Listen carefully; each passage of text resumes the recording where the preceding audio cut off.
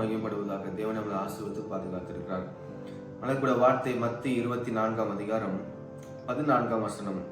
ராஜ்யத்தினுடைய இந்த சுவிசேஷம் பூலோகம் எங்கும் உள்ள சகல ஜாதிகளுக்கும் சாட்சியாக பிரசங்கிக்கப்படும், அப்பொழுது முடிவு வரும்.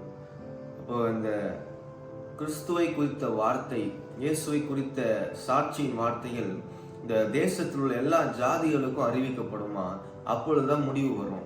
அப்போ கர்த்தர் என்ன சொல்லியிருக்காருன்னா, கடைசி காலமா இருக்குது, முடிவு வந்து நினைக்க கூடாதான்.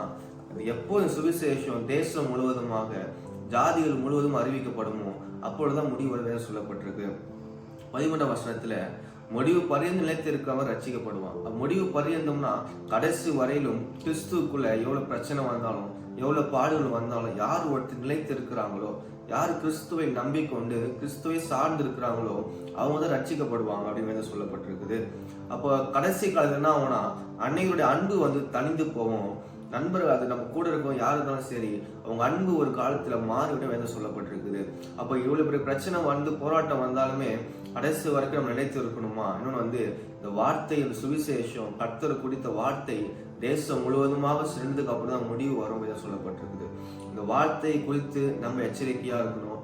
அன்னைக்கு இந்த வார்த்தை குறித்து நம்ம போதிக்கிறவர்களாக மாறணும். இந்த வார்த்தை கர்த்தர் என்ன சொல்லி கொடுத்திருக்காரு, என்ன சொல்றாரு நம்ம வாழ்க்கையில, நம்ம என்ன பண்ணணும்னு சொல்லிட்டு இந்த வார்த்தை நம்ம அன்னைக்கு நம்ம சொல்றவர்களாக மாறணும். கர்த்தரோட நாமத்தை நம்ம மகிமைப்படுத்துறவர்களாக இருக்கணும்.